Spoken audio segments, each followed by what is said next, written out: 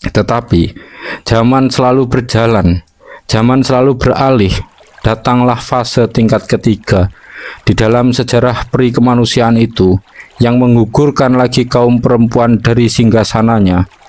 Kaum laki-laki yang dulu berburu dan mencari ikan itu, yang kadang-kadang berminggu-minggu meninggalkan kelompok atau gensnya buat berjuang di dalam rimba atau bersenang-senang di dalam rimba.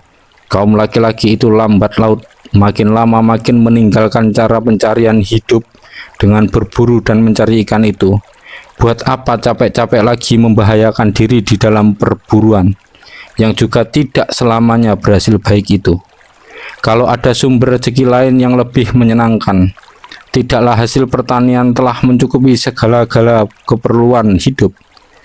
Dulu, tatkala orang belum kenal pertanian, dulu orang terpaksa hidup di gunung-gunung dan rimba-rimba yang banyak binatang-binatang dan satu kewannya. Kini orang meninggalkan rimba-rimba itu, meninggalkan tempat-tempat yang sukar dan sempit. Kini orang mencari tanah-tanah datar dan tanah-tanah rata yang baik buat pertanian itu. Kini tanah yang subur dan yang terisi banyak zatnya lah yang orang perlukan. Meskipun tidak ada binatang satu kewan di situ. Kini di tanah yang bukan rimba dan bukan gunung itu, perburuan itu menjadi sangat terdorong ke belakang. Lagi pula, sudah lama pula orang laki-laki terbuka ingatannya buat menternakkan binatang satu kewan. Juga buat peternakan ini, bukan rimba dan gunung-gunung yang diperlukan, tetapi tanah rata yang banyak rumput. Karena peternakan ini pun, maka laki-laki lantas banyak waktunya yang senggang, banyak waktunya yang tak terpakai. Tidak seperti dulu, tatkala ia berhari-hari musti mengintai dan mengejar buruan. Maka lambat laun, laki-laki lantas ikut-ikut menjadi tani pula. Malahan lambat laun, laki-laki itu lantas memborong pekerjaan pertanian.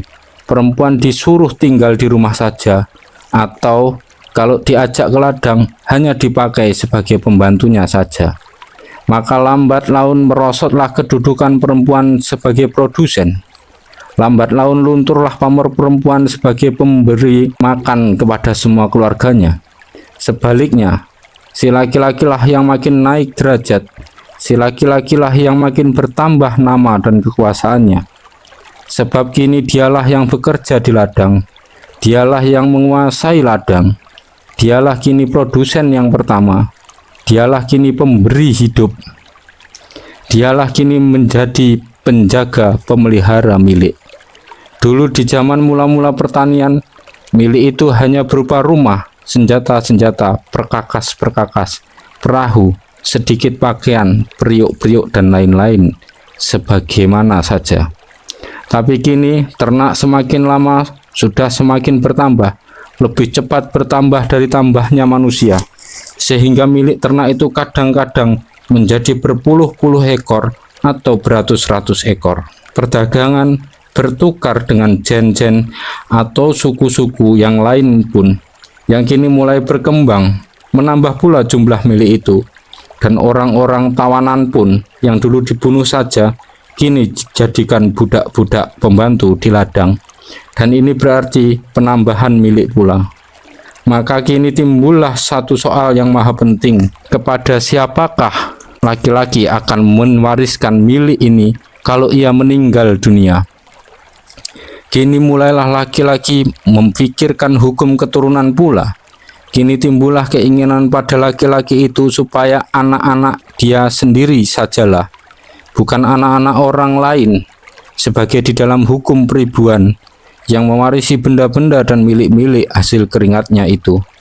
Kini ia mau yakin, mau pasti, bahwa anak-anak dia sendirilah yang kelak mewarisi ternak, perkakas, senjata-senjata, pakaian-pakaian, budak-budak pembantu itu. Ia tidak mau membanting tulang buat hari kemudian anak orang lain. Ia hanya mau membanting tulang buat hari kemudian anak dia sendiri. Maka oleh karena itu, kini ia tentukan bahwa perempuan-perempuannya tidak boleh berkawin dengan lelaki lain melainkan hanya dengan dia sendiri saja. Kini ia tuntut kepada perempuan itu dengan ancaman hukum mati, kesetiaan perkawinan, kesetiaan perlaki istrian. Kini ia mau bekerja buat istri-istri dan anak-anaknya sendiri saja, dan tidak buat gen seumumnya. Maka lambat laun pecahlah persatuan gens yang sedia kala itu, pecahlah pergaulan hidup secara sama rata itu. Masing-masing laki-laki minta bagiannya sendiri-sendiri dari tanah komunal milik gen itu. Masing-masing laki-laki membentuk satu gensin, membentuk somah, yang disitulah ia pusatkan segala kemampuannya mencari kekayaan, segala energinya, sebab ia kini tahu ia bekerja buat keturunannya sendiri. Kalau ia mati, anak-anaknya sendirilah yang akan menerima kekayaan itu. Hak keturunan dari ibu dihapuskan, diganti dengan hak keturunan dari bapak.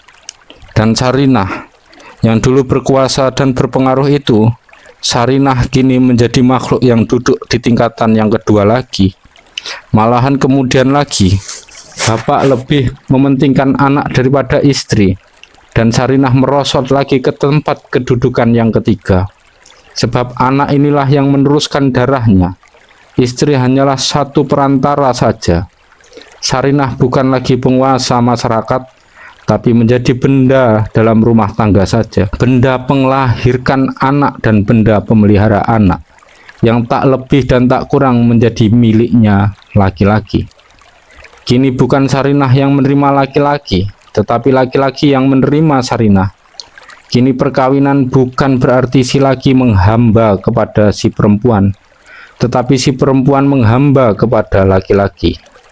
Kini gens terpecah menjadi beberapa somah, tetapi somah atau famili ini benar-benar satu tempat perhambaan bagi Sarinah.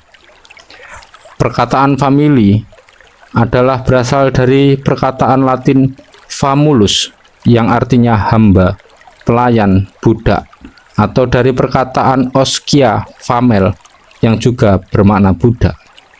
Kini menjadi adat, si laki itu membeli perempuan waktu ia berkawin dengan dia, sebagaimana ia membeli satu barang atau satu milik di kedai atau di pekan. Inilah yang dinamakan kawin beli, yang kita jumpai di mana-mana di zaman hukum perbapaan itu sampai sekarang.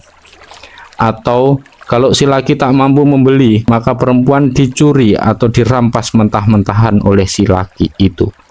Seperti orang merampas atau mencuri sesuatu barang atau sesuatu milik di waktu malam. Kawin beli dan kawin rampas adalah gambaran hukum perbapaan itu. Sarinah menjadi benda, ditutuplah ia dan simpanlah ia di dalam rumah seperti benda. Dilaranglah ia keluar dari rumah itu, supaya tidak dicuri orang, sebab ia suatu benda. Ditabirkanlah ia rapat-rapat manakala ada laki-laki asing. Kalau si laki asing itu timbul keinginan birahi kepadanya, atau keinginan mencuri kepadanya, karena ia sebuah benda. Kalau suaminya mati, maka bukan dia yang menerima barang-barang warisan suami, tetapi dia sendiri diwariskan kepada saudara suaminya atau keluarga suaminya. Sebagaimana juga halnya dengan lain-lain benda milik suami yang mati itu. Segala susunan-susunan dan sifat-sifat masyarakat terbalik sama sekali. Hukum pemerintahan, hukum kemilikan, hukum persuami istrian, hukum keturunan, hukum warisan, hukum pewarisan, semua itu berubah sebagai ubahnya siang menjadi malam. Segala kemerdekaan perempuan yang sedia kala hilang sama sekali, hilang karena menjadi famulus di dalam famili. Sarinah dikungkung, ditutup, dipingit, diperhamba. Frederick Engel mengatakan bahwa perpindahan dari hukum peribuan kepada hukum perbapaan itu adalah satu kekalahan perempuan yang paling hebat di dalam sejarah kemanusiaan. August Bebel menanamkan dia revolusi besar yang pertama di dalam sejarah manusia.